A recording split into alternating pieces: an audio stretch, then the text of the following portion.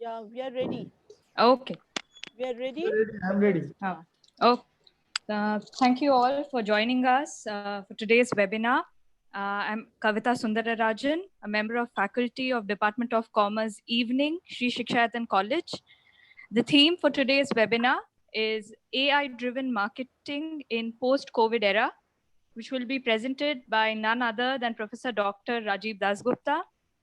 I will request our organizing secretary, the dynamic Dr. Indrani Saha, in charge, Department of Commerce Evening, Shri Shikshayatan College, to deliver the welcome address. Over to you, ma'am. Am I audible? Yes, ma'am. But the screen, I am not seeing the screen. Screen. Ma'am, we are able to see you. Okay. Okay. Good afternoon, ladies and gentlemen. On behalf of Shri Shikshayatan College, Kolkata, I extend my warm welcome to all of you. I am privileged and honored to welcome Professor Dr. Rajiv Dasgupta, Professor at University of Calcutta, Department of Commerce. I welcome all delegates, colleagues, and my dear students. Today's topic for the webinar, AI-driven marketing post-COVID era, is a very contemporary and relevant considering the changes in consumer behavior and environmental variables due to the pandemic, which will greatly influence the marketing of products and services in the coming years. So what is the role of AI in marketing? AI, that is artificial intelligence, is the intelligence demonstrated by machines in contrast to natural intelligence displayed by humans. The world of marketing is changing. More and more companies are using AI for marketing, and companies that are making extensive use of AI are reaping the benefits of increased customer satisfaction and loyalty while improving operations, which adds to their bottom line. AI helps the marketers to take smarter, faster, and better decisions. So how does it work? AI and machine learning are based on data collection, data analysis, and additional observations of customers and economic trends that may impact marketing efforts. These data are collected from various sources like chatting, Google searching, geofencing, etc. The man-machine synergy is convenient. Algorithm enables the marketers to work better, more efficiently, and more intelligently. Algorithm needs quality data, good database to serve the purpose. So in short, we can say, if AI is a rocket, the engine is algorithm, and the fuel is the database. Now, some of the models that are used by the marketers today's world are recommendation engines that can tailor product recommendation at the individual level.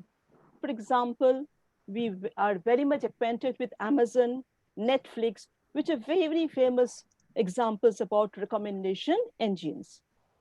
Dynamic pricing model that makes prices fluctuate in the real time depending on the data of the input, the date of demand and supply. For the real life examples, we always face that Uber, Ola, when we are searching, the prices are going up and down.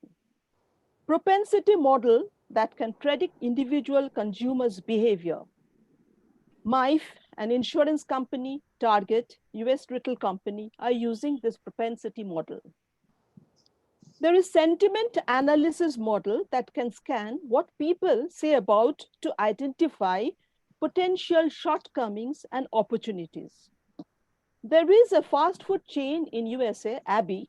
Now this RB, what they are doing, RB is actually a food chain retailer.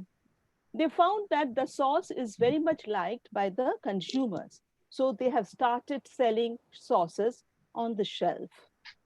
Sentiment analysis is also used by various other companies programming advertising models that automatically bids in real time for online advertisements space based on how likely the viewers will end up buying whatever is displayed. For example, you will see the Google is displaying all the time, and we will bid the automated space according to our availability. So the details will be discussed by Professor Dasgupta. Now, next part would I like to say, what is expected after post-COVID? Post-COVID, it is expected that AI-driven market in retail sector to grow by about 14 billion US dollars over the next 5 years. That's very silver lining in this depressed world. AI will help companies to detect new consumption patterns and deliver hyper-personalized products to the consumers. Not only retail sectors, but only the other sectors which we are talking about are consumers marketing, industrial marketing will also enjoy AI-driven strategies in their marketing mix.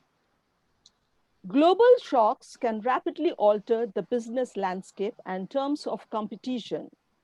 The SARS outbreak of 2003 is often credited with giving rise to e-commerce giants such as Alibaba and JD.com. In this context, COVID-19 is likely to be no different from other crises. Consumers will purchase more and more goods and services online, and large number of people will work remotely.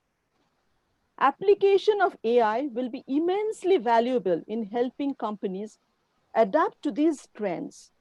Some companies that are on the forefront of these trends have already begun the AI journey will thrive in the post-COVID world. The majority of the companies, however, at the very early stage of the journey or are yet to begin. So today's topic is indeed very interesting and contemporary, which will be discussed at length in this webinar by Professor Dr. Rajiv Dasgupta. I will now request Srimati S. Kavita to introduce our resource person, Professor Dr. Rajiv Dasgupta. Thank you, ma'am. Thank you. It is indeed true what you said about the relevance of AI. Soon AI will be the next purpose general technology, next general purpose technology, and it's going to become entirely mainstream like electricity and the internet. So is AI the next phase of human evolution, or is it the next workplace disruptor? And how will the practice of marketing be affected by it, especially when we embrace the new reality after the COVID era, COVID begins to abate? Let's learn today. Just a few instructions before we get started. If you have any questions during the presentation, please type them into the chat box or comment section in your control panel. We'll bring them up during the question and answer session after our presentation. Certificates will be provided to all participants. To successfully complete this process, I request all attendees to make sure you fill up the feedback form. We will share the link for the form at the end of the webinar. It will be present in the chat box, in the comment section in YouTube and the chat box in the Zoom platform. Please invest 5 to 10 minutes and complete the process so that we can provide the certificates to you at the earliest. Now, without further ado, we will turn to our speaker, Professor Dr. Rajiv Dasgupta, a teacher whom we greatly admire, and it is indeed a privilege for me to introduce him to you. Professor Rajiv Dasgupta is currently Professor of Commerce in the Department of Commerce, University of Calcutta. Professor Dasgupta has been associated with the department for more than 28 years now. He was also a former faculty of the Commerce Department of St. Xavier's College Autonomous, Kolkata, and was also into corporate training for quite some time. Professor Dasgupta specializes in the area of organizational behavior and marketing management. Sir, welcome. We are happy to have you and eagerly waiting to listen to you. Over to you, sir. Thank you. Thank you, Kavita. And I would like to extend my thanks to the participants, the college authorities, the principal of Shikshayatan College, the other trust members for giving me this platform and opportunity to speak in front of quite a significantly large audience on a topic that I assume will gain momentum and relevance in the days to come. I think I'm audible, right? And it's clear. And before I go into the topic, I would like to speak or rather say a couple of words on this particular topic, why this topic is so relevant, and about the title of today's presentation, AI-driven marketing in post-COVID era. It is not as if that because of this COVID that AI will become relevant. In a other way, AI will become more relevant. AI was already becoming relevant in a very large way even before COVID. And probably COVID will expedite this process further because of some reasons which I will elaborate very soon. Coming to the issue of this whole structure of this AI driven marketing in post COVID era, before I go into the detail, let me share with you some very small stories, some of which probably you might have heard already or you might not have heard. A couple of very small stories before I go into the major examples when I'll be elaborating on the discussion. This is a story of a high school girl, Anne. The name has been changed for the purpose of, secrecy. This is a story of a high school girl, Anne, who went to a shop called Target Retail, for some kind of shopping. And after she came back, this particular retailer started sending flyers or mails for newborn and expectant mothers, which they usually send to the expectant mothers for newborn babies, and all these kinds of flyers and coupons and all those kinds of catalogs. So when these flyers, coupons, and mailers and catalogs for newborn babies or would-be expecting mothers started coming into the house, her father was furious with the retailer and started, threatening them that he will be filing a lawsuit for disturbing his child. However, gradually, the father learned that when his daughter was pregnant. Now, this is a very interesting scenario. How did Target come to know that this particular shopper who entered the shop was pregnant and preempted by sending flyers of that they usually send to the expectant mothers or newborn babies? Another story. This is a story of another shopper. Her name is Amy. Now, Amy enters this particular shop and tries a large number of products. And while she was trying a large number of products, she uses an AI platform, an AI assistant.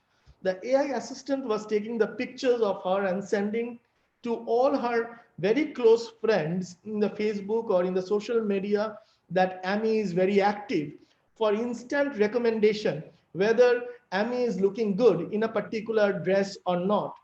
So Amy received the response very fast, and AI assistant was very comfortable in giving Amy the feedback. Amy used the feedback, and while she was on the way to check out, buy those products, and she was filling her cart, she was filling her basket, the AI assistant was very smart enough to remind Amy about the liquid position in her bank and the amount of money that she can spend for today's or that particular day's shopping. And AI assistant also reminded Amy while on the checkout the kind of unused discount coupons that Amy should be using. And after Amy checks out, pays, and gets the discount, on the way out, this particular shop presents before Amy a life-size picture of Amy with a future launch that they are going to have, a dress in which Amy is dressed. Now, Amy likes that picture and she feels that, well, she should have that particular product upon launch. And so immediately, Amy pre-books that particular product and asks the retailer to deliver it once the product is being launched. There is a story, another story. There's a story of Lori. This is another girl. Lori asks Alexa, and she uses Alexa, which we all know, the Echo Dot from Amazon, the virtual assistant. So Lori uses this particular platform, and so Lori, every single thing that Lori does, this particular platform takes care of it. Whether the tickets that Lori needs to purchase in order to go for her holidays. And in fact, this particular assistant finds out the best possible fare and what will be the groceries that Lori needs to buy in that particular week, in which week, how much groceries, because Lori might be not staying for the entire week. She might be going for some kind of office tour. So this particular platform takes care of every single aspect that of the life of Lori. Now, when you look into this particular aspect, this platform is acting just like an assistant.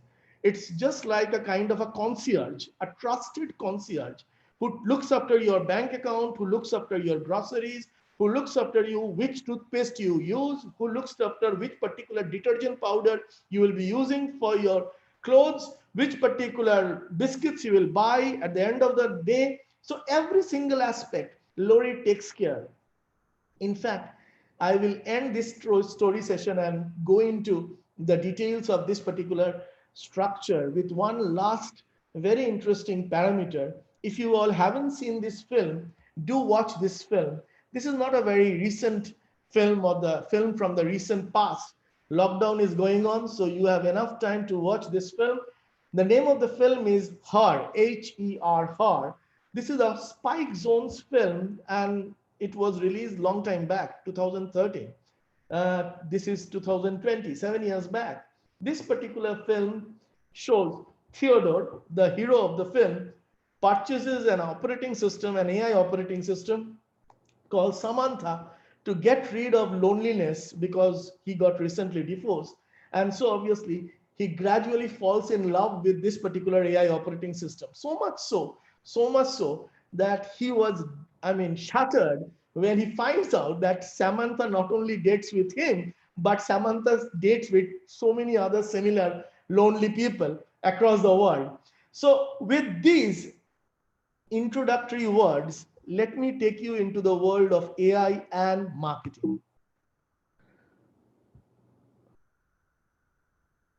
Well, I begin with some kind of very general definitions of AI and their subdomains. As you can see that, well, primarily for any kind of layman, AI is primarily a prediction technology. And if you go into the details, it's a broad class of technology developed with the objective of collecting data in order to solve problems or make decisions. And the subdomains, you have machine learning and deep learning. Machine learning is an application of AI that provides systems the ability to automatically learn and improve from experience without being explicitly programmed. And deep learning is a form of neural network. And what is a neural network? It's a form of AI model designed to approximate how the human brain operates. And this neural network that develops understanding by building successively more abstract representation of a data set. So that's holistically and collectively what is the whole picture and world of AI. Let's come to this year 2020 and COVID and what is happening because of this. As you can see, I have put up in this particular slide, because of COVID, the old model overnight has become redundant. We start rethinking to have a new strategy in place. Why? Because suddenly everything has become a kind of touch me not. So conventional customer touch points are suddenly not in practice anymore. Shifting to virtual would become more convenient, and we are gradually doing that. As you can see, this is not a conference where I can see my participants face to face. And here, well, I'm speaking in a virtual world where a large number of participants are connected. In fact, I didn't expect this particular, this particular scenario to arrive so soon. Some of my old students who might now have become teachers and lecturers or assistant professors in various schools and colleges across the city, well, might recall that at times in my class while I used to teach, I used to tell them that someday you will find that, well, a teacher's salary will be linked to the number of students who will be logging into his online class or her online class. So probably that day is sooner or later going to come, and we will see that day. I'm not scaring anyone. Don't worry about that. But today or tomorrow, that might become a reality. So shifting to virtual would become more convenient. Contactless transaction is the new rule of the game. People are scary to even transact through paper currency. As you can see, everything is in the, paperless. So is a transaction is the rule of the game, and deliveries and everything. Transparency is key to trust. Mere communication is not enough. Well, you will find this happening, this particular issue happening more and more in hospitality, medical care, and all this kind of industry. For that matter, the restaurants and wherever you go and dine out, you will find open kitchen becoming more rule of the game, because probably with an open kitchen or with greater transparency of telling the customers what you do and how you cook and what you use, probably will become more trustworthy at the end of the consumer and will bring more number of clientele rather than keeping everything backdoor or behind the screen. So AI will have a significant impact on the deliverables in this context. I imagine, I think so. And well, with the last line where you can see I have written, well, imagine you've been driven in a driverless Uber.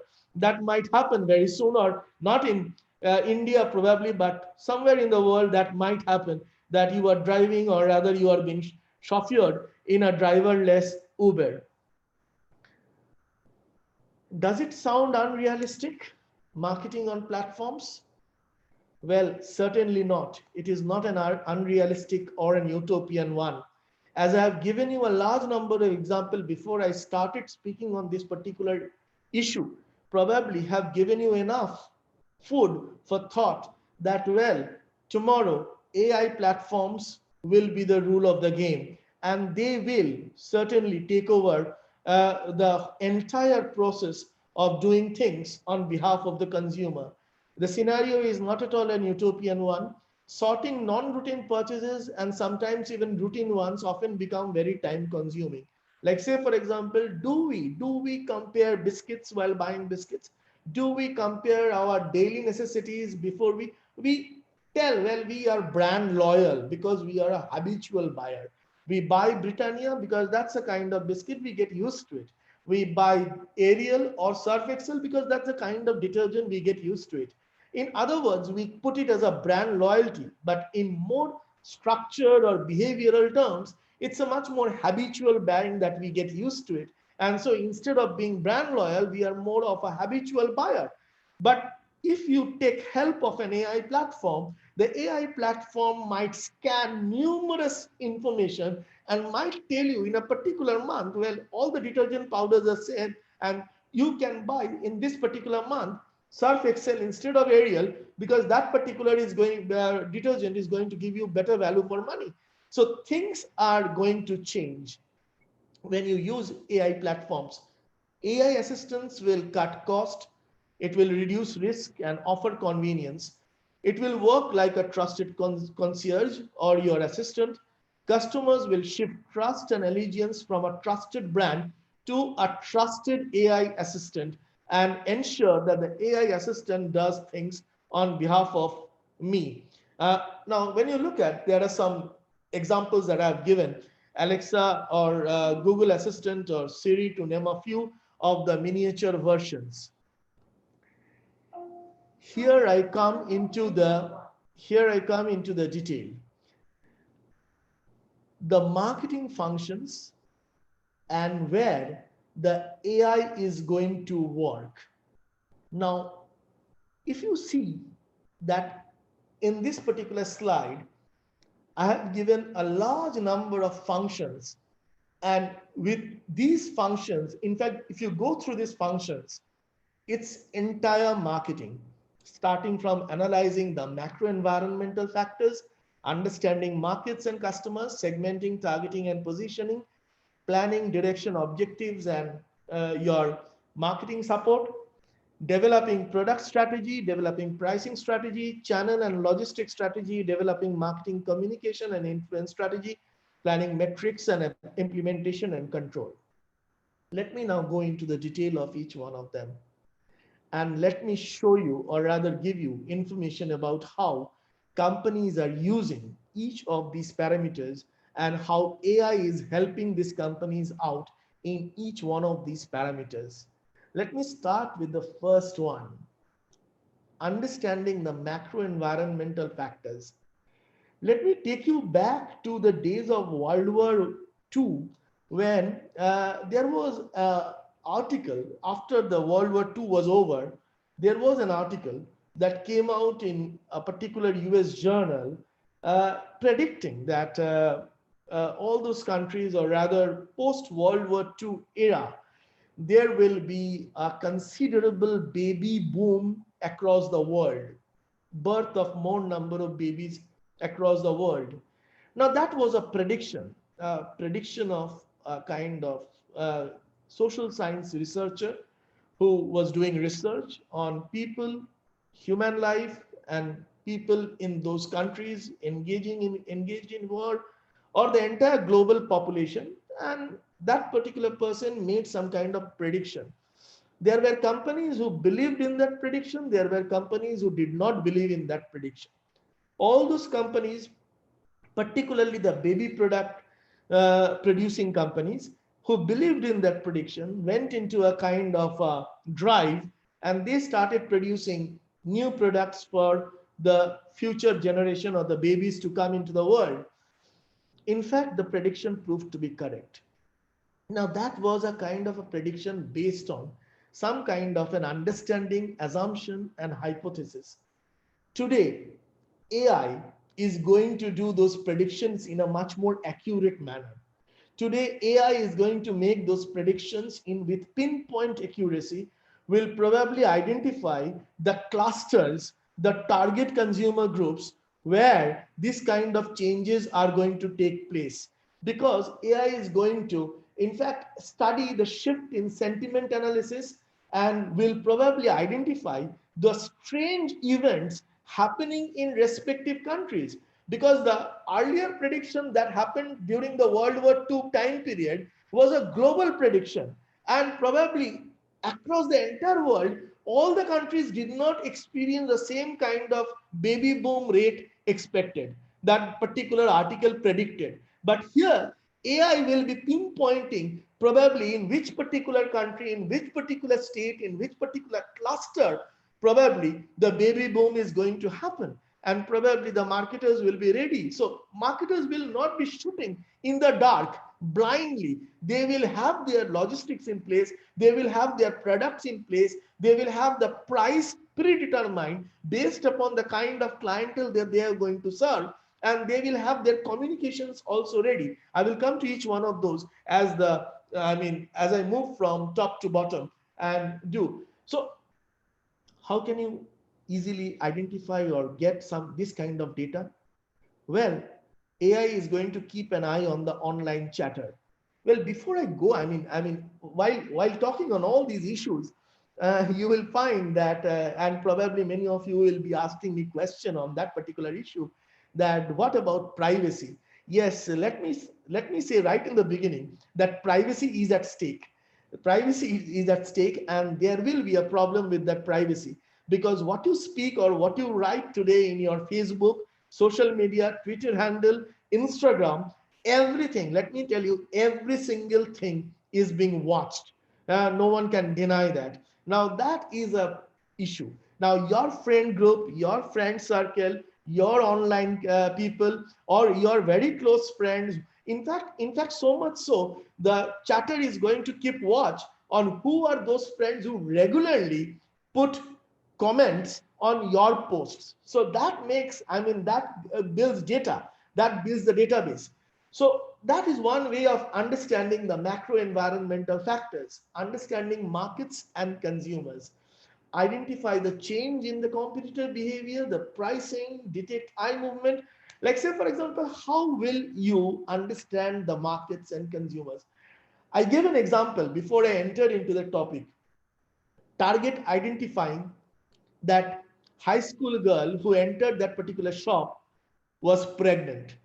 Now, Target had some kind of checks and balances in place about anybody who is pregnant, probably some kind of affinity towards certain kinds of perfumes, certain kinds of eye movement, certain kind of body gesture, certain kind of facial expression. Well, you do not know, but probably they have those things in place.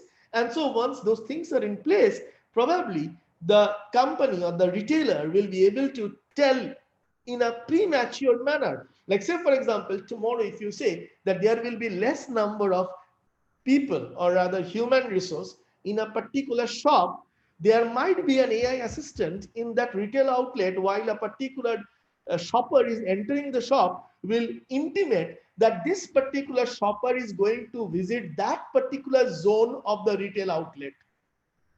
So even if you have less number of people inside your shop, because of the AI assistant, you will be able to reallocate the people, that is your human resource inside the shop, more judiciously. So the moment this particular lady or this particular gentleman enters the shop, there is a person who will automatically go into that particular zone of the shop to attend that lady or that particular gentleman. So obviously identifying the customers, understanding the markets, this is where the AI will again become very handy.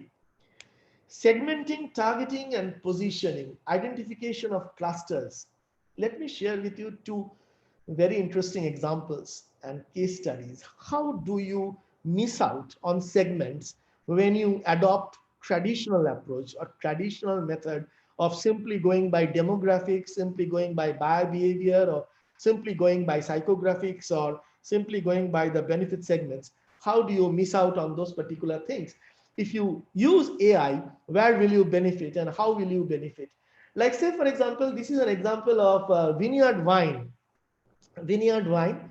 Now, this is a company based from Massachusetts, USA. This company was formed by two individuals. And when they formed this company, in fact, they were tired of their corporate life. So they came out from their company and they floated this particular company, and they were doing pretty good, and they were into casual garments and they were doing pretty good.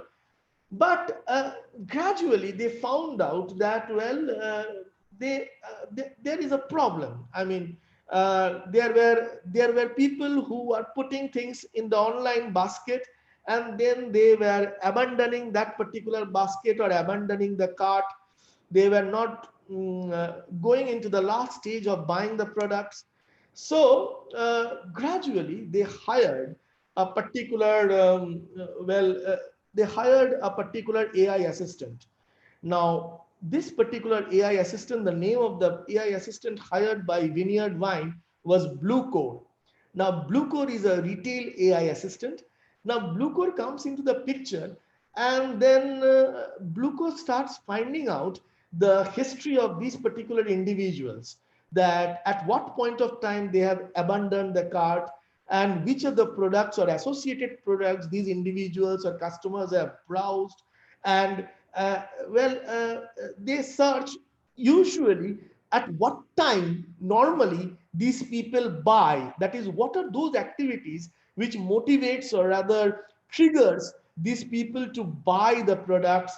And so all these predictions and activities, they were analyzed, and then gradually Blue Core advised that, well, you should be doing something else. You should be targeting your consumers in a different manner. Earlier, they were targeting the consumer in a batch and blast approach. That this is a particular cluster of consumer and send emails to all. Every day in the morning, you will find your mailbox flooded with a large number of mails. We hardly open them. We just discard them automatically and we don't read them. So that's where the problem is. So these people who are sending you mails, they really do not know. Actually, they are sending a kind of a clustered mails to all. Now, the problem is Blue Core identified, well, this is not working. They identify the right cluster.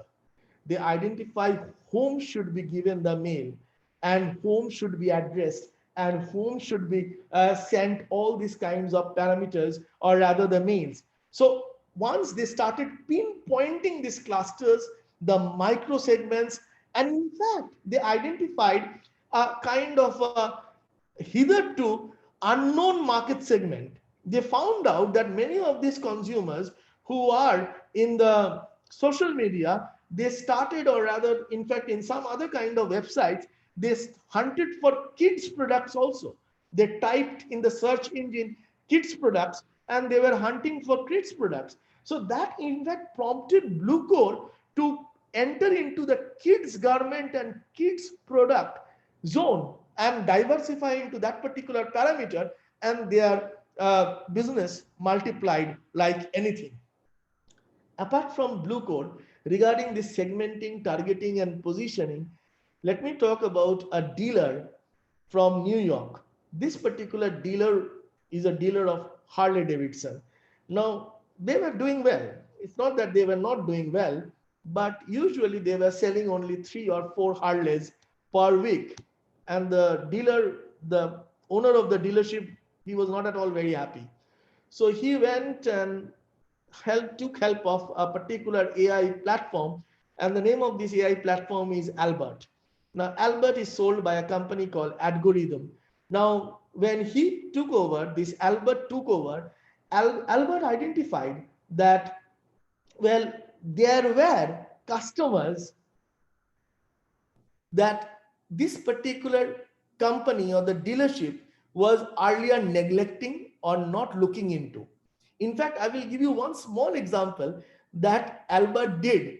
What Albert did was that when sometimes this particular dealership, they were giving advertisement, these are some great new Harley or old stock Harley Davidson at a great new price. Please come and buy them. Albert, for test results, changed the word buy to call now.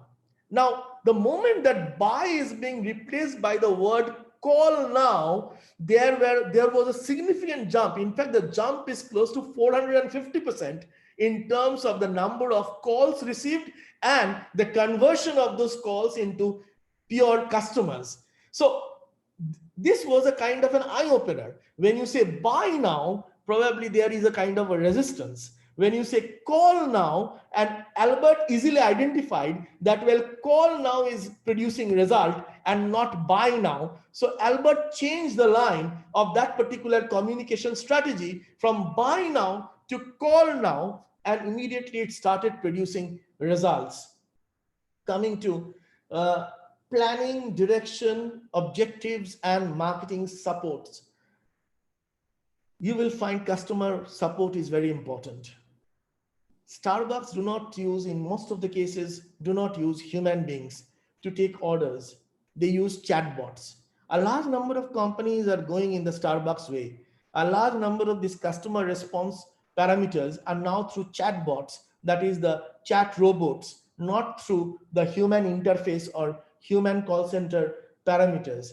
Not only that, well, you have to plan for most likely to purchase.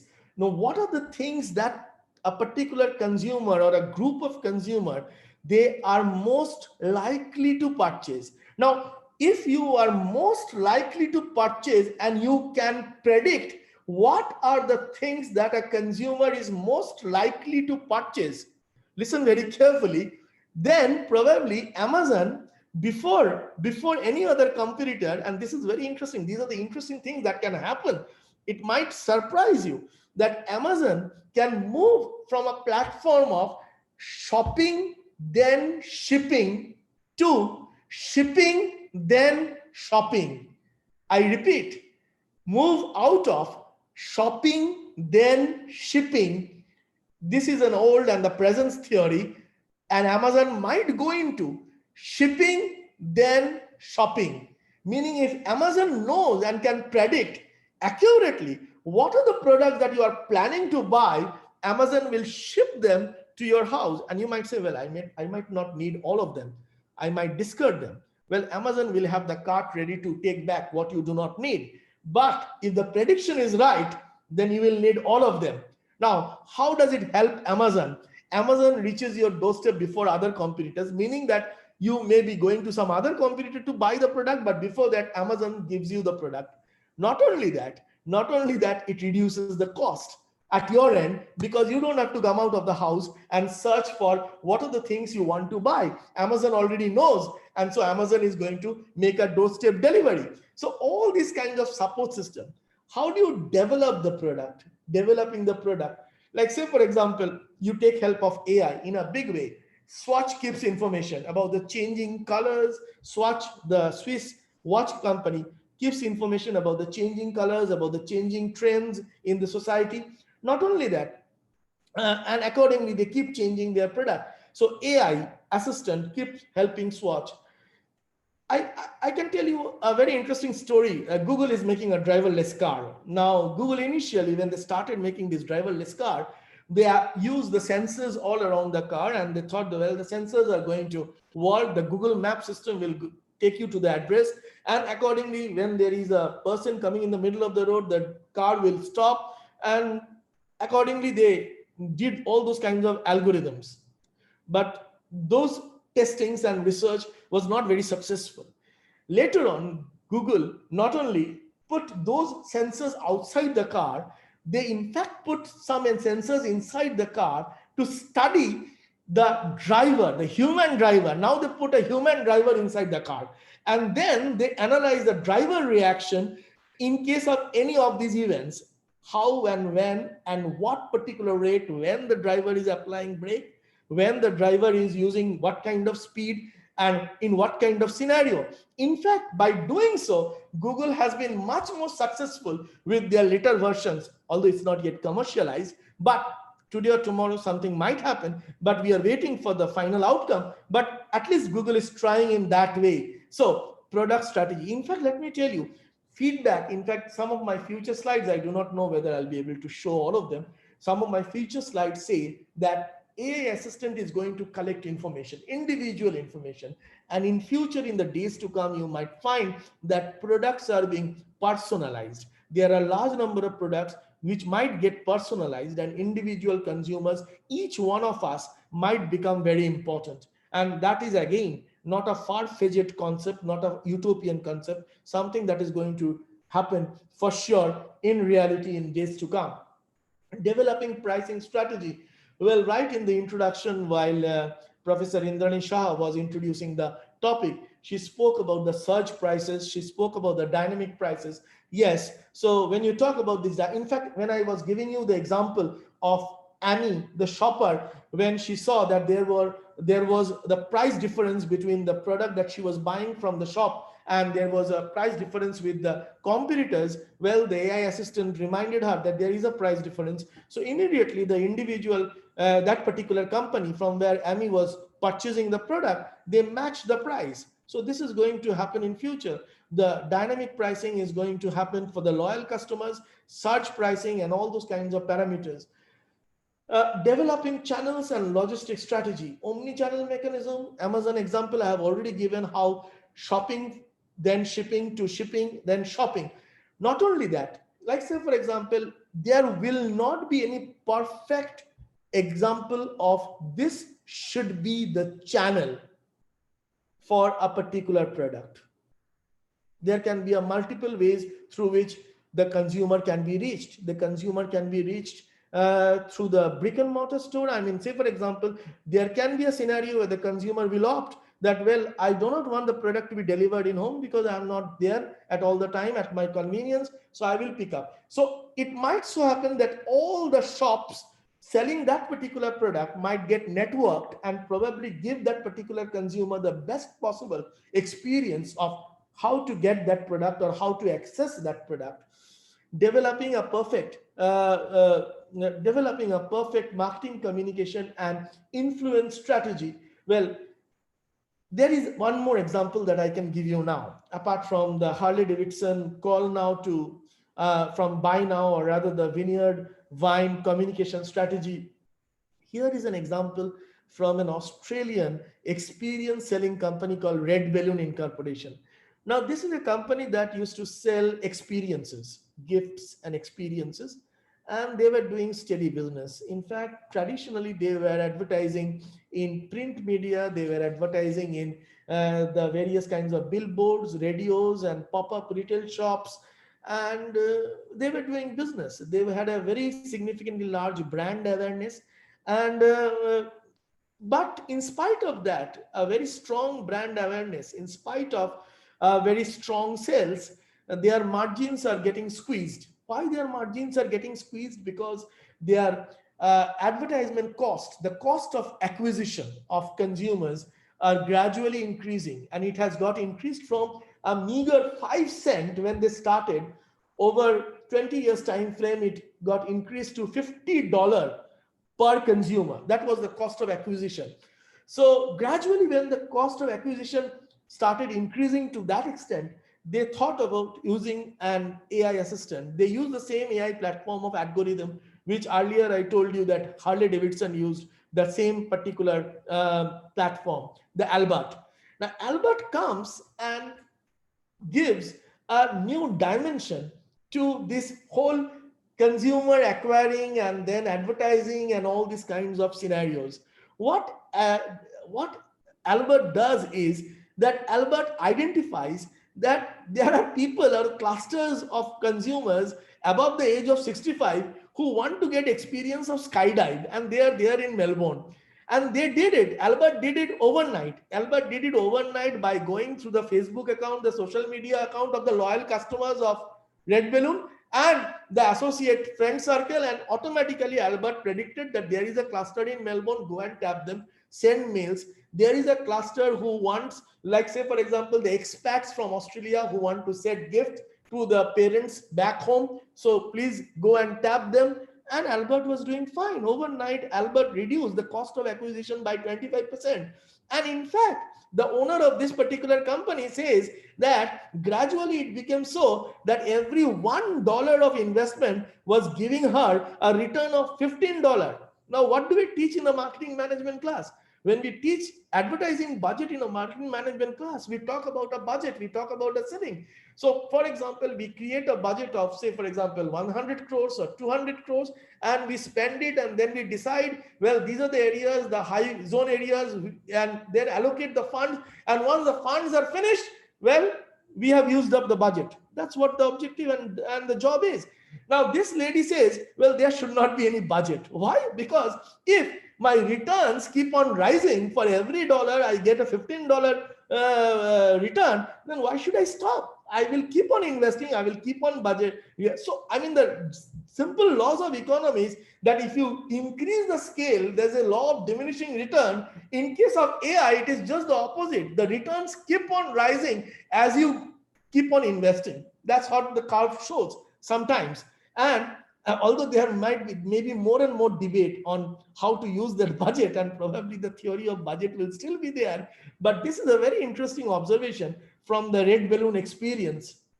Finally, planning metrics and implementation control. Identify the parameters relating to the key outcomes and do the control. I would just like to ask the organizers, how much time do I have left? Hello, anyone? Sir, you go on. No problem as such. I have no problem. You can. No problem, sir. Okay, thank you. So this was a general observation of what AI can do with all the aspects of marketing, all the issues of marketing, and how AI can help.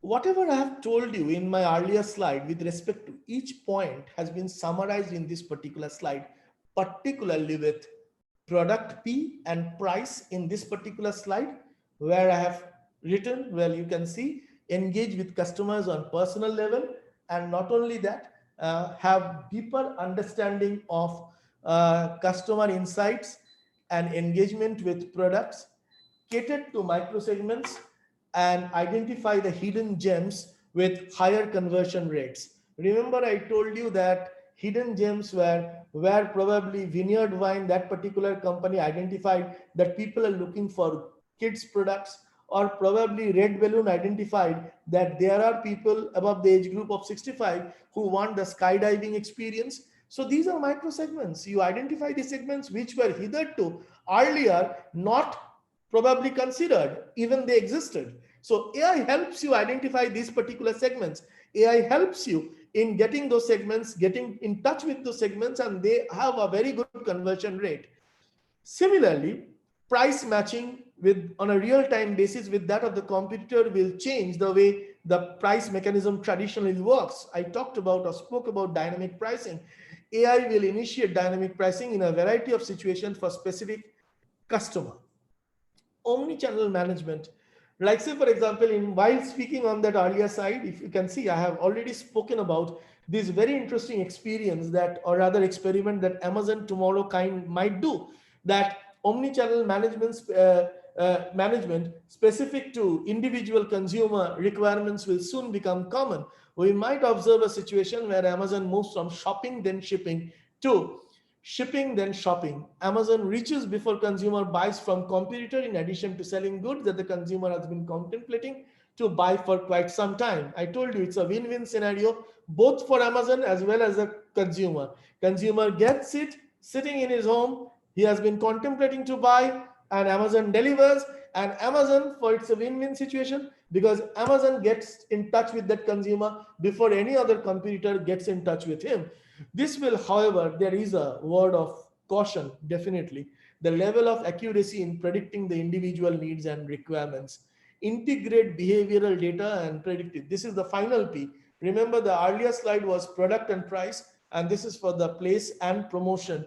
Integrate behavioral data and predictive algorithm to make email campaigns unique and personalized. Remember, I spoke about in the Red Balloon as well as Vineyard Wine examples, it was a batch and blast. That is, you are sending emails to all. Sending emails to all, or rather communicating with all, will not result into the conversion rate. Well, AI will help in pinpointing and identifying where is your consumer, and that will yield a better result, and the cost of acquisition will come down.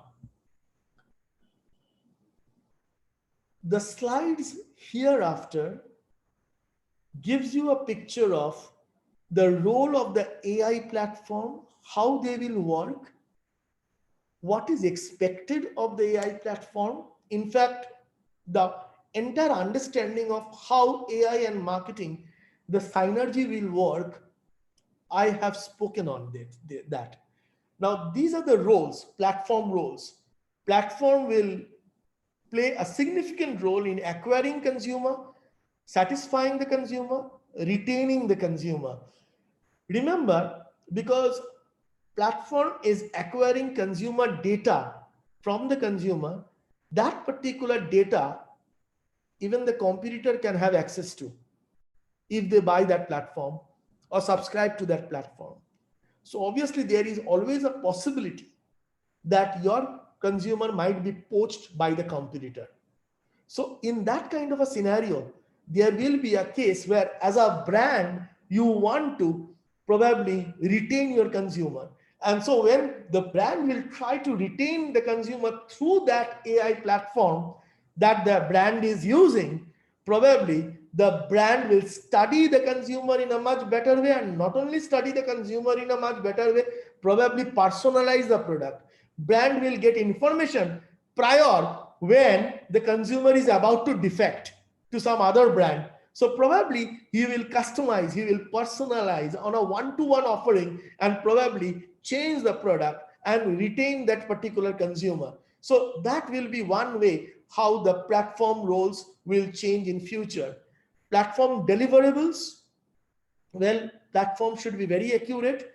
Platform should be very transparent and aligned. Like say, for example, when platform will recommend to the consumer, like say, for example, platform will help you will find in a later slide, I will tell you that, where the platform has some kind of responsibility towards the brand, towards the product. Platform has similar responsibility towards the consumer also. It cannot be like that platform will only talk about or rather work for the brand and will not work for the consumer. Say, for example, Alexa, that the consumer will be using is a kind of a platform. So Alexa will be recommending some kind of products to the particular consumer. Now, when this particular Alexa or Echo Dot is recommending some kind of consumer product to the consumer, Alexa has to be transparent and trustworthy. Now, here comes platform. You pay money for getting in that particular structure. Like, say, for example, virtual shelf space. You can find over here that platform provides brands a virtual shelf space, and so probably the companies or the brands will be paying the platform for those virtual shelf space. So obviously it's like something like when you search in the Google, which are those particular things that come in the top. Say there are 300 outcomes from a particular keyword search. Not all the 300, the one that is on the 300, rank 300, that is in the rank 300. The question is why it is not in the rank 1. So obviously we have to know why it is not in the rank 1 and why that particular recommendation which is in the rank 1 in the Google search engine, why it is in the rank 1. So probably there are bids, there are algorithms, there are purchases, there are payments for the shelf space. So platform needs to be transparent. Now, if that platform recommends the best brand always, the platform is not transparent. So in this case, there has to be some kind of transparency. So platform will have to give option. Platform will have to speak to the consumer and give options like, well, this is the best brand from the standpoint of reviews, and this is a particular product which is a new product, but well, it is equally good like that of the other product. It is up to you which one you want to buy. So probably recommendations made by platform have to be much more trustworthy and transparent. Privacy is another thing which I kept on saying while discussing this particular topic, that this is something that every consumer and every marketer will have to be very worried about. So that's it. What are the platform expectations?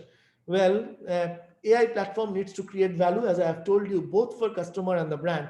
It has to be a win-win scenario for both. It cannot be only one-sided, only for brand it will work. Definitely it will help and ease a lot of problems and a lot of calculations, a lot of analysis that usually the marketer does. Similarly, it will make life for the consumer also more convenient, because there will be a fair price scenario. Consumer will not get cheated.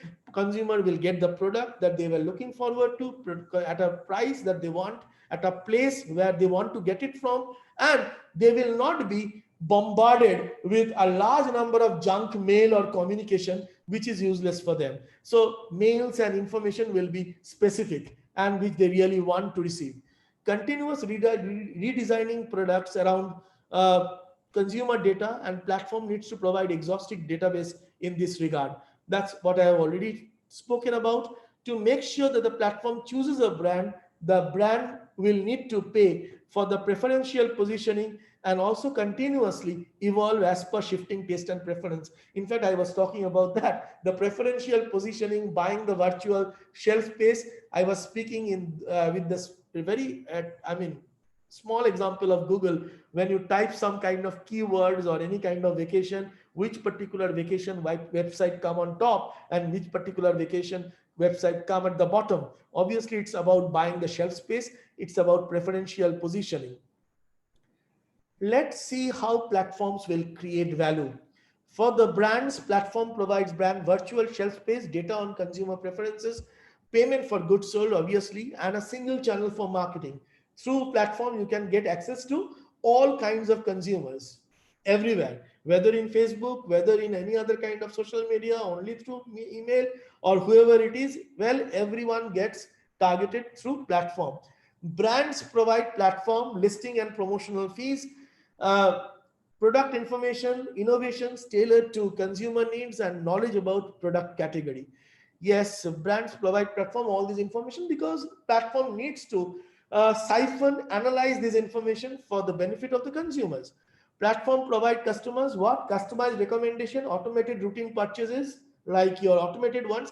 Here I must say that when you make the automated routine purchases, obviously there can be filters that the customers can use. What I am trying to say that if, say, for example, there are 10 mobile phones, smartphone of similar specification, and well, you are an Apple loyalist, and your AI platform recommends some other kind of brand, and you might be feeling very bad about it. So there can be a scenario where AI will learn your habit. I told you that it is a learning scenario. I told you in the examples that I started my session with, where Samantha became more understandable, and Samantha as a kind of an AI platform or an operating system that the Theodore, the hero in that particular film, fell in love with. Well, Samantha gradually knew over the months what time Theodore comes back home, what kind of food Theodore loves to eat, what kind of dresses Theodore wears to office every day. So obviously it's a kind of a learning experience. AI will gradually learn, and from that learning, probably gradually AI will understand, well, for you it is Apple, and for others it can be, apart from Apple, any other thing. So it will reduce complexity in the life of the consumer. Customers provide platform, payment for goods, information on preferences, information on price sensitivity, as I have already told you, and privacy expectation and loyalty.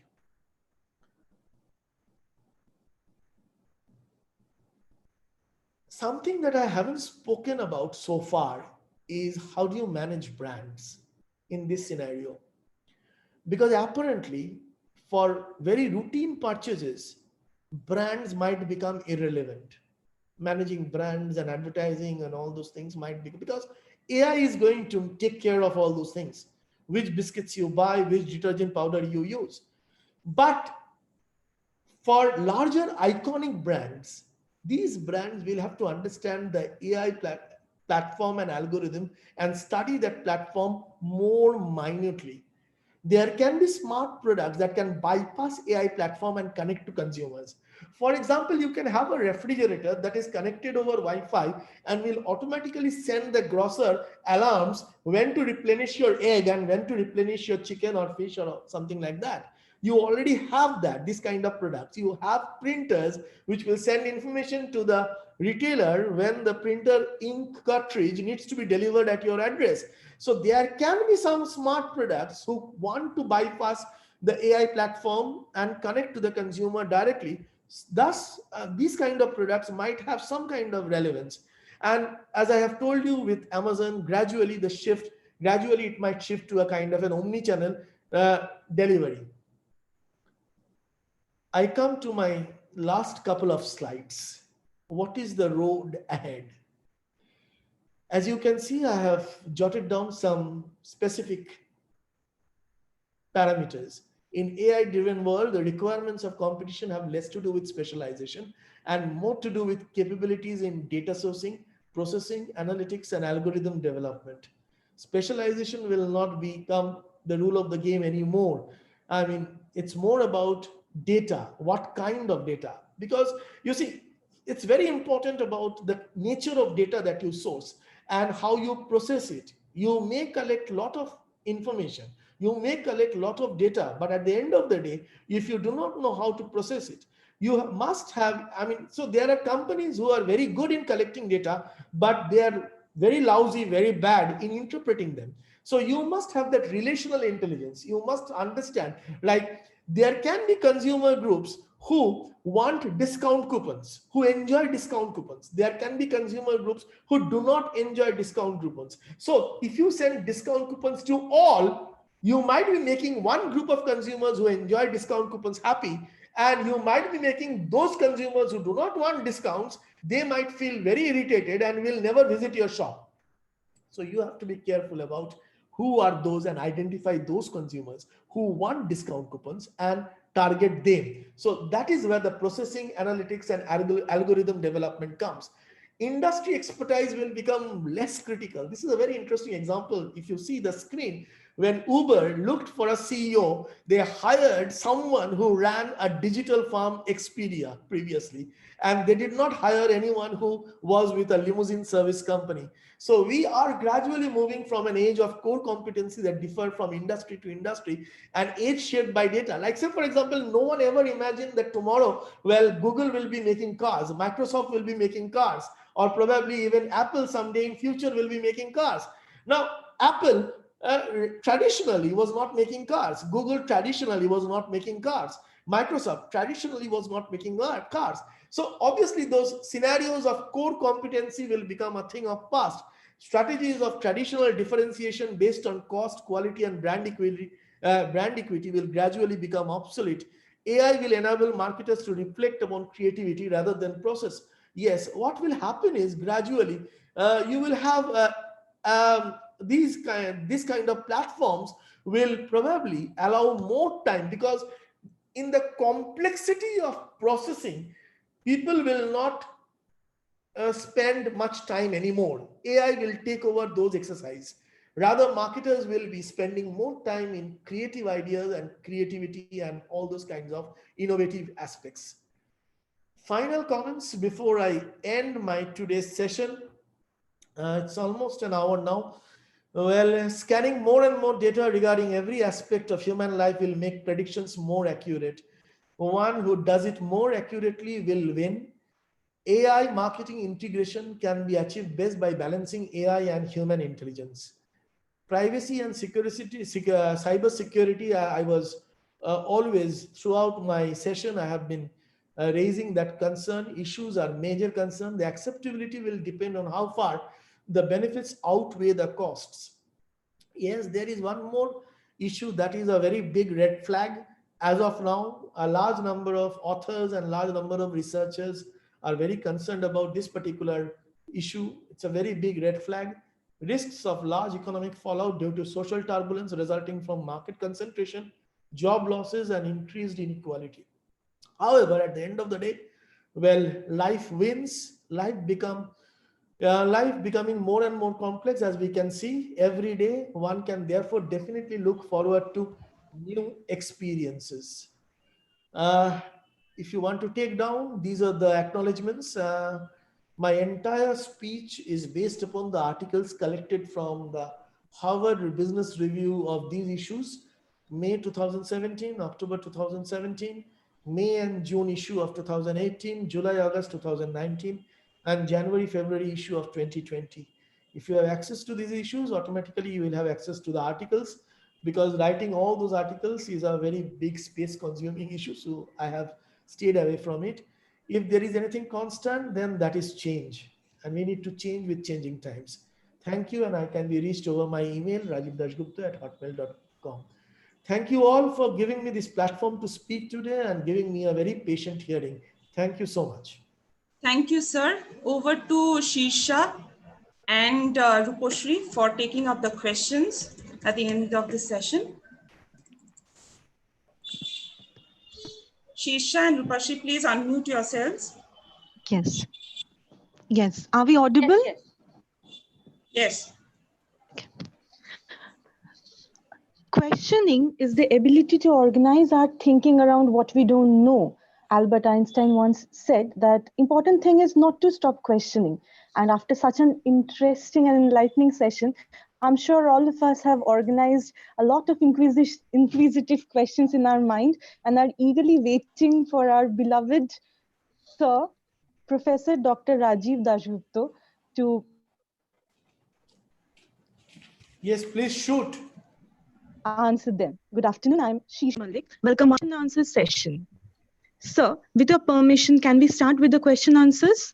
What will be the modality? Shall I write down the questions first? How many questions are there? Sir, we have already noted, sir, whatever questions are coming, myself and Ruposhri, we have noted them down and we'll forward it to you. We'll be saying that to you, you can answer them directly. Okay. Will that be fine, sir? I will open the chat box and then you will forward there. Or there no, is. sir. I'll be reading out. I'll be reading it out to you. And I will request that if there are similar questions, you cluster them together and. Yes. Okay. Sure, yes, sure, sir. sir. Yes, sure. I'm ready. I'm ready. You can shoot me the questions whenever you want. Okay, sir. So the first question actually is a mixture of 2-3 questions that has come and are on similar lines. They ask that AI is still in a very nascent stage. So with respect to Indian market, especially in rural India, how far is it possible that the transition from normal marketing to AI-driven marketing is going to be successful? Okay, fine. Do I answer this question first and then go to the next question? Okay, sir, as you wish, sir. As you wish.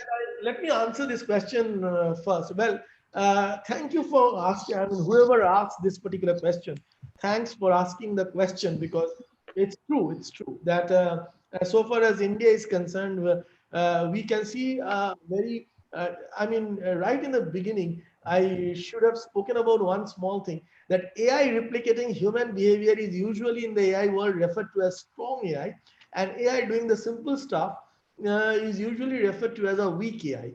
As of now, that what we are witnessing in Indian urban milieu or urban scenario, and all of us who are transacting or rather engaging in some way or the other, like Big Basket, Uber, or Amazon, or any other kind of e-commerce or digital platform, what we are witnessing is the application of weak AI, not a very strong AI in a true sense of the term.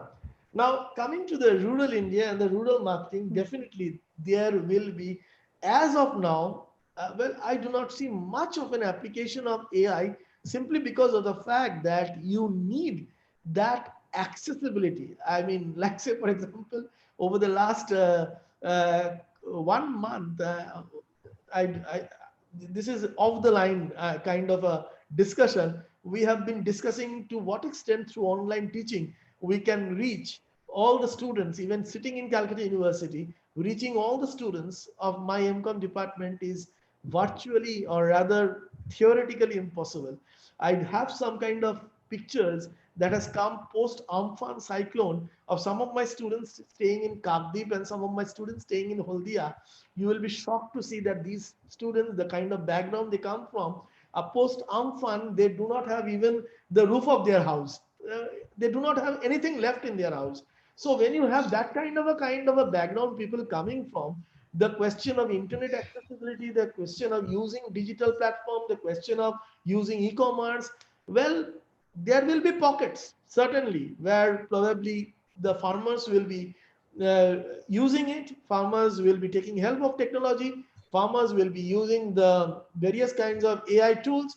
There will be pockets, but pan India, all the farmers, well, big doubt. As of now, not possible. Thank you. Can I have the next question? Yes, yes, sir. Sir, the next question is asked. I'm audible? Yes, you are audible. Go ahead. Okay, thank you, sir. Thank you, sir. So the next question has been asked by Nancy Jaswal. She's asking that AI is the need of the time. That is correct. But for a developing country like India, where majority of population belong to bottom of the pyramid, what is the scope of AI to them? And see, I will again the same scenario. Probably AI will do good in revolutionizing the product base. I mean, making it less costly, or probably bringing much better products at the end of the bottom of the pyramid structure. And probably AI will do something good in terms of removing the fake products or spurious products and removing the hassles. But at the end of the day, when you talk about delivery, when you talk about delivery, or when you talk about all those kinds of issues like pricing, AI will not match a dynamic pricing. Probably there the government will have to come and step in and remove the barriers. Government will have to come and step in and remove those kinds of obstacles. Say, for example, where there are no roads, how will the product reach that particular village? So, or that particular customer. So obviously AI is not going to build roads, and AI is not going to build the communication channel and all those kind of things. AI is going to use a kind of an information highway or a platform or a digital platform. So this particular discussion that we are doing is based on an expectation that government will have that digital platform in place, and to support that digital platform, the other infrastructures are in place. Now, if those infrastructures are not in place and the digital platform is not in place, then obviously this is futile to discuss the question of how AI is going to benefit human life. AI will only, like say for example, during this COVID, Israel, probably many of you have read that Israel is monitoring every single patient. I mean, a large number of patients, not every single patient, large number, almost 90% of their patients inside their home through their, I mean, various kinds of improvised gadgets, improvised apps. They are monitoring the patients, their pulse oximeters, and everything is done online. Israel is doing that, their Israel healthcare system. So there is not much of a pressure on the hospital beds or crowding of hospital beds, and they are doing it through AI. Now that's because certainly Israel is a developed country, it's a small country, it's a very small country compared to that of our country, but at the same time, Israel have those infrastructures and those digital footprints in place. Unless we have those infrastructure and those digital footprints in place, I do not know how I answer Nancy's question, because to serve the bottom of the line pyramid, a question similar to that of the first question, rural India, marketing, well, the answer remains same. But certainly, when you look into this post-COVID time period in the urban milieu, in the urban structure, the offerings will change and the methodology of offering will change. So it will not be a kind of a pan-India picture that we are going to see that overnight everything is going to change. I do admit that, well, this discussion is very specific about certain categories of people and not specific about everyone. Probably it can take, AI can take things one step forward once you have the government initiative. Definitely I can do, like say for example, you have the digital footprints in place, you have the apps and all these kinds of infrastructures in place, then government can monitor people during this COVID through digital footprints and apps, even in the remotest of the part of the country, the rural belt. So you can reach out to those people. But if government is not having that, well, then there is a problem. Yes. Thank you so much, sir. Thank you so much, sir. Thank you so much. The next question comes from Anish, sir. He is asking,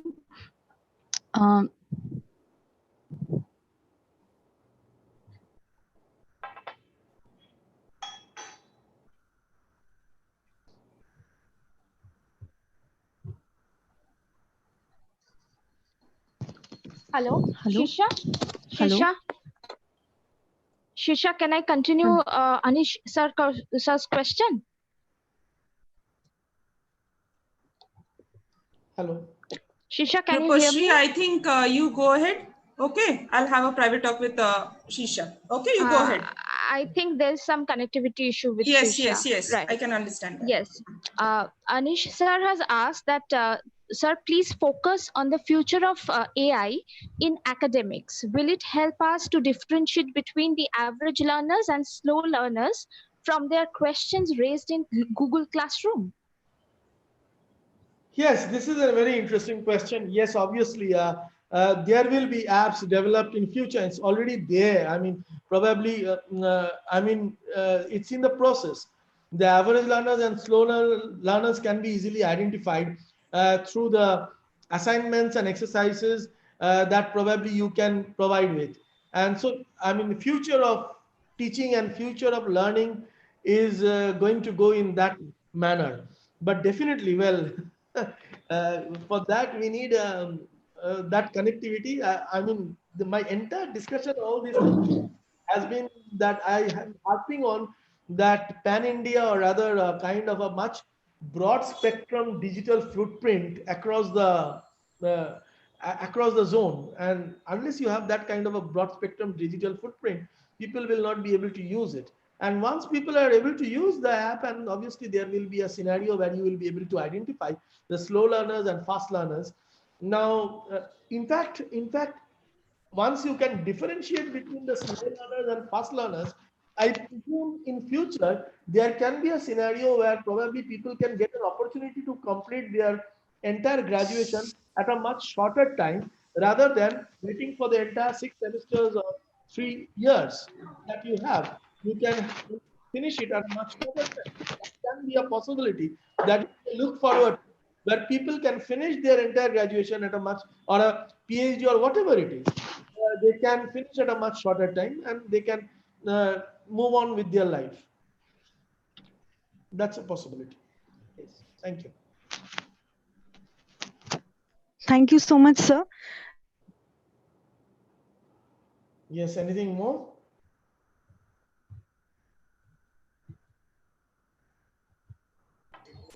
I think Shisha is again having connectivity issues. Rupashri, please go ahead. Okay, Shani. I'll ask.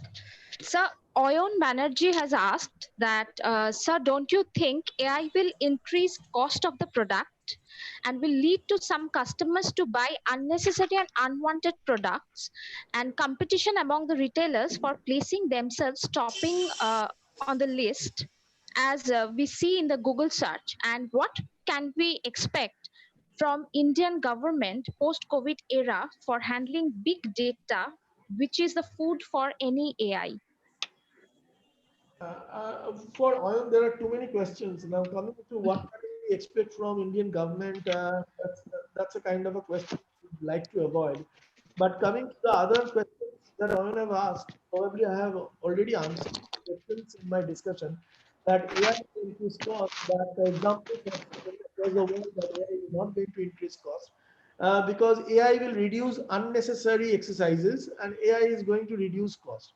In fact, instead of sending mails to everyone or rather having a large scale advertisement campaign, AI is going to reduce the advertisement and make it much more specific, much more targeted. So AI is going to reduce cost. And apart from that, what was the other question in that particular scenario? Apart from His question was that it some customers will Uh, buy some okay, they will unnecessary unnecessary unwanted. products. So, okay, got it. Now Unnecessary.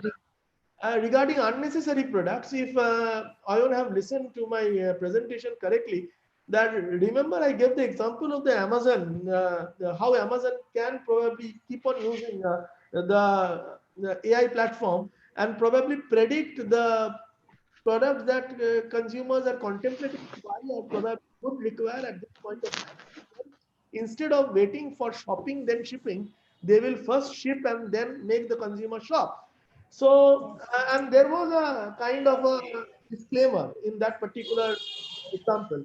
If you have noticed the disclaimer was that the entire success of this exercise will depend on how well and accurately you predict the consumer needs, and that's where AI comes. AI comes for prediction. Well, definitely AI is going to predict much more accurately than what we expect normally. So prediction exercise, like say for example, if you can predict your demand accurately, you will be able to produce accurately. And that is where the actual game plan lies, or rather the actual game of AI lies. Now coming to what Indian government is going to do with the, I mean, post-COVID, I do not know what Indian government is going to do. Well, it's for the economists to dwell upon and for other experts and other educationists to think about. Well, I really do not know what Indian government is going to do post-COVID and how they are going to handle the economic crisis. That is a different issue because I have a different takeaway altogether on this particular parameter and I do not want to enter into that debate. Please go ahead. Next question. Thank you, sir. The next question is from Dipanjan Basu. He asks that growing presence of virtual world in our daily life will it further broaden the gap between rich and poor with respect to access to livelihood opportunities? Yeah, that's a possibility. If you have seen my last slide, that is a kind of an anxiety and fear people are expressing. So we will have to figure out and find out how this gap can be reduced. Now, to my mind, the gap can be reduced if we can provide a kind of an infrastructure or a digital footprint to everyone existing in a country like that of ours. If I say per se for India, or for that matter, any country or any other developing country, if that kind of digital footprint or that kind of infrastructure can be provided to all, the gap will exist, but the gap will be reduced because the kind of products that you will be using through AI and will not be the kind of products a poor person will be using. But to a large extent, the access to the basic facilities of life will be through AI, and obviously that particular person knows that the basic, say for example, the healthcare, say for example, education, say for example, basic necessities Right. of life will be available. So through AI, so that can be happening provided the government has those kind of things in place. How many more questions? So there are many questions, sir. Sir, if you could stop the sharing, screen sharing, then we all can see you in full scale. Okay. Screen. Just stop share. Okay. Red one. Sir, Okay. red one. Stop share. Yes, I have stopped it. Yes, sir. So the next question is that how AI will improve in terms of privacy or data theft? That's for a computer expert to answer. I told you I'm not a computer expert. I mean, what kind of checks and balances a computer science engineer is going to put that's a kind of a question I have put in my presentation. So you are putting the question back to me. In fact, I have expressed the anxiety and that stress in my presentation that, well, cyber security will be an issue. Intrusion into the privacy will be an issue. And that's for sure. People, I mean, everyone knows who are your friends and where you are going and what you are doing and what are your likes and dislikes. Now, you can partially stop them, but you cannot entirely stop them through your settings and filters. Well, they are everywhere. Now, how cybersecurity and what kind of checks and balances they are going to have? Well, I do not know. You can ask Apple because Apple has a much more robust system which has not yet been hacked. But many other Android mechanisms have been hacked. So you can go and ask Apple what they are doing in order to ensure that the Apple systems are less, prone to hacking. Yeah. So there's a question from Thank you, Shri. sir. So the next question is from Dr. Yes, Shisha, you continue.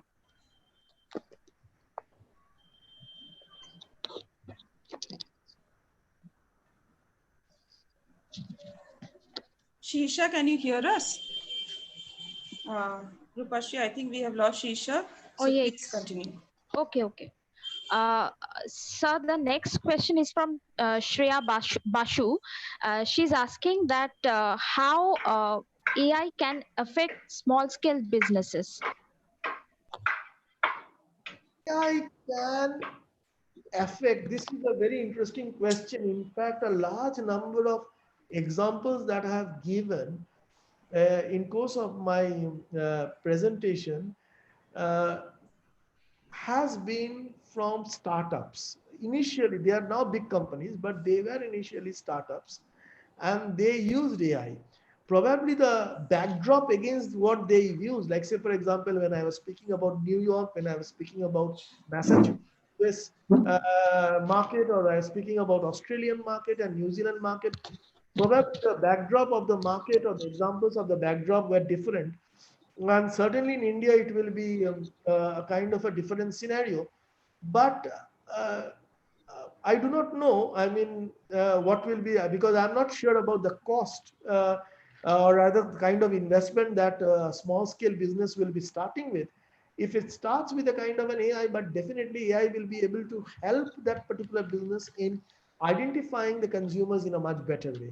That's what I believe, that identifying the consumers in a much better way, reaching out to the consumers, like communicating, or rather than spending too much money on various kinds of billboard or print media advertisement, rather it can be a much more a personal level getting in touch, where the cost can be reduced. So AI probably, but definitely I'm not sure about the cost of that platform, what kind of the cost that platform itself will probably come with.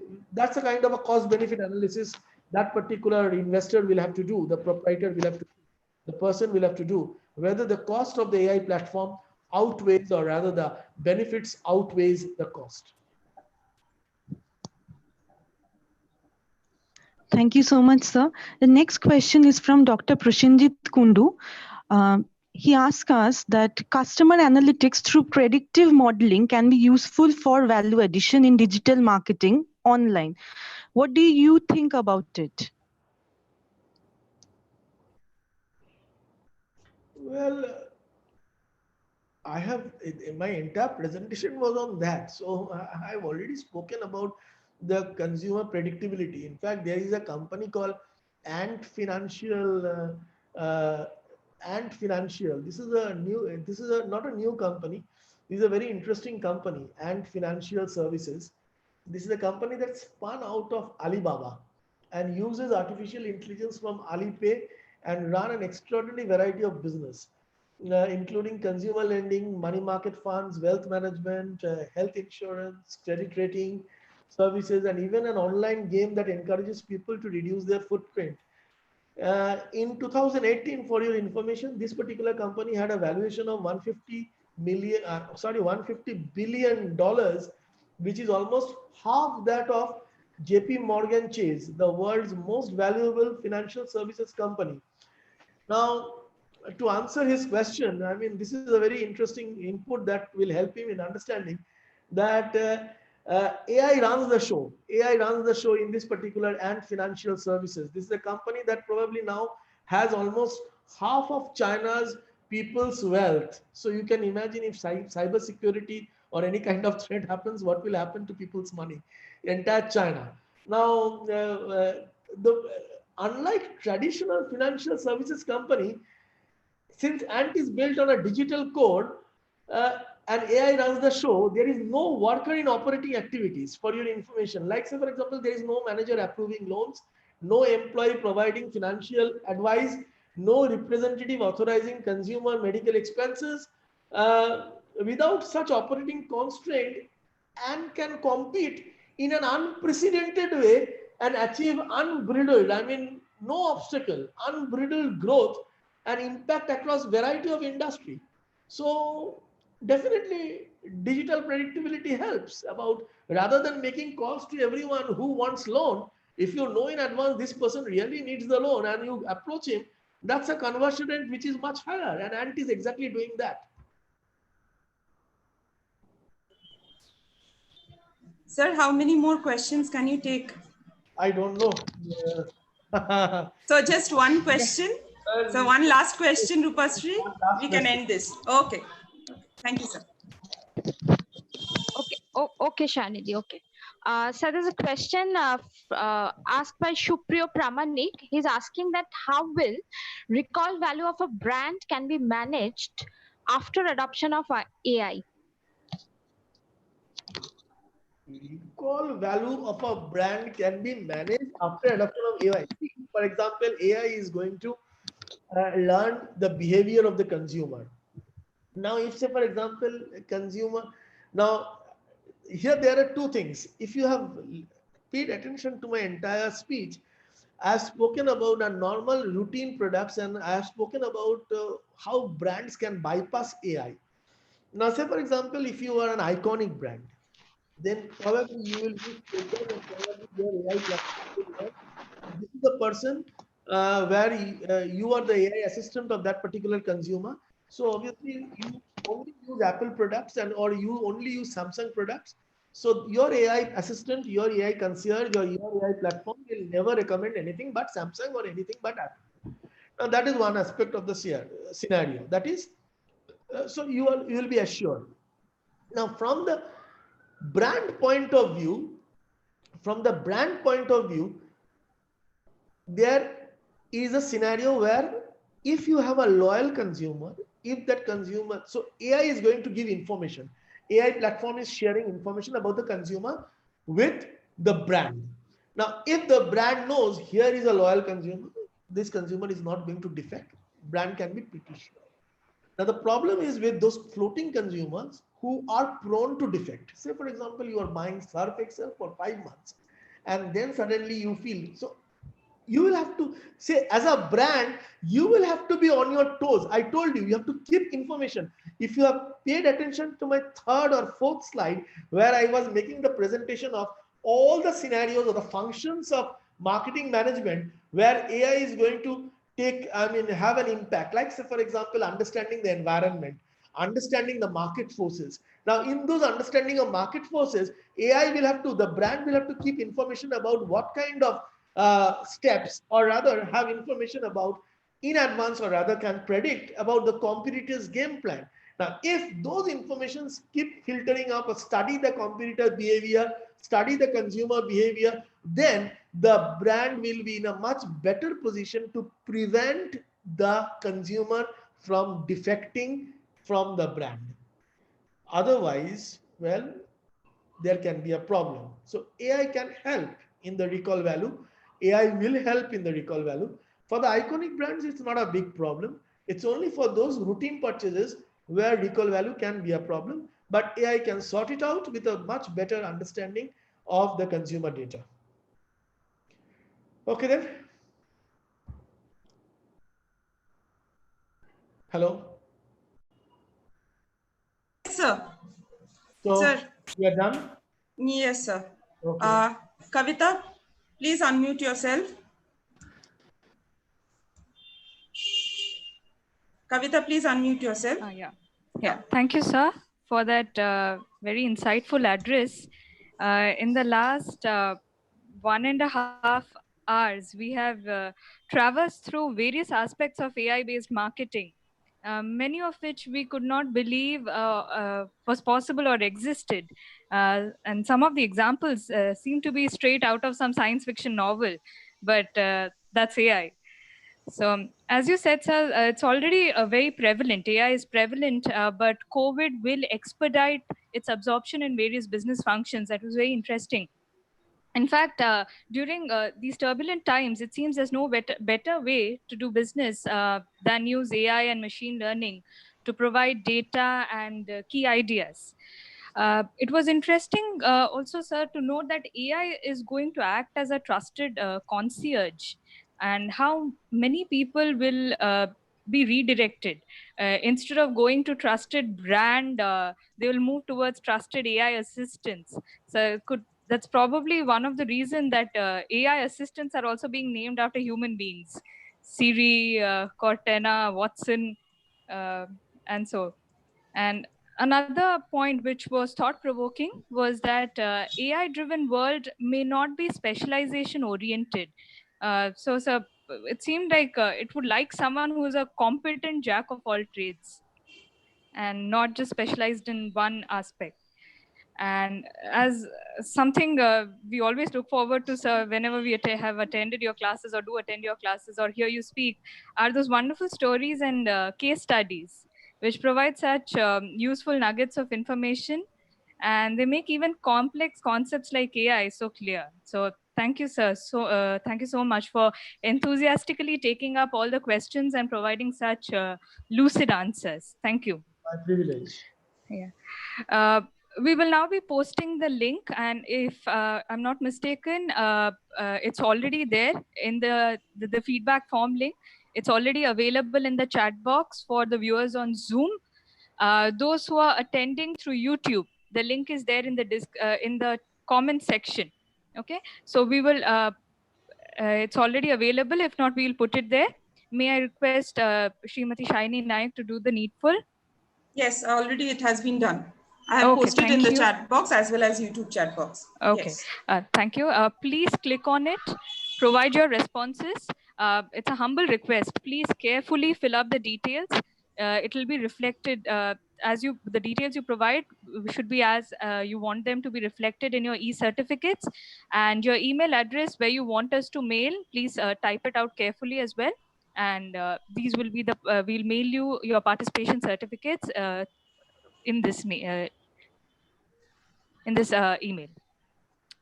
Well, all good things must come to an end, and no duty is more urgent than that of giving thanks. So therefore, before we conclude, I, on behalf of the entire team of Department of Commerce Evening, Shri Shikshayatan College, would like to express my heartfelt thanks to all who have made today's event possible.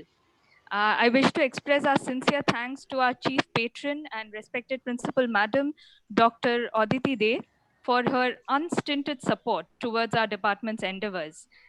Sincere thanks to the management of our college for giving us the opportunity to conduct this webinar. Thank you, Professor Dr. Rajiv Dasgupta, for articulating the complex concepts of AI and enlightening all of us. For many of us who have been your former students, it was undoubtedly an opportunity to go back to your marketing management classes. So thank you, sir. We are grateful to Dr. Indrani Saha for ideating today's event and making us strive to put in our best efforts. Conducting such a webinar requires a strong virtual platform, and many thanks to Mr. Edith Abraham, Mr. Shubhajit Das for lending us the Zoom platform to conduct this webinar, and thanks to Srimati Shaini Nayak for her excellent technical support. I also extend a special thanks to all faculty members, full-time as well as visiting faculty, for their tireless efforts in making today's events happen. Thank you so much. And last but never the least, a big thank you to all participants. You've been such active participants, active listeners today, teachers, faculty members from various colleges, delegates from industry, research scholars, students, everyone. Thank you so much. We will end this meeting now. And big thank you to Shayani and Kavita for being my teacher of how to use Zoom. While and the irony is I was speaking on AI. Yes. That's great, sir. You're always welcome, sir. Sir, yes, sir. It's been a major learning curve for us as well, sir. Yeah, Professor Dasgupta talking about AI and now learning the AI also perhaps. He will be acquiring the knowledge. Thank you. Thank you. Thank you, sir. Thank you, sir. One final thing, the feedback link will be open till 6:15. So I request all attendees to complete filling up the form by 6:15 so that we can complete the process as early as possible and send you the certificates. Thank you. Thank you all. Thank Sir, you. ma'am. So I shall put off the meeting right now. Okay. I'm ending the meeting. Okay. Yes. Thank you, Shayani. Thank you, Kavita, for such a Thank you. Thank you, ma'am. All the engineering department. Thank you to ourselves. Thank you. Thank you.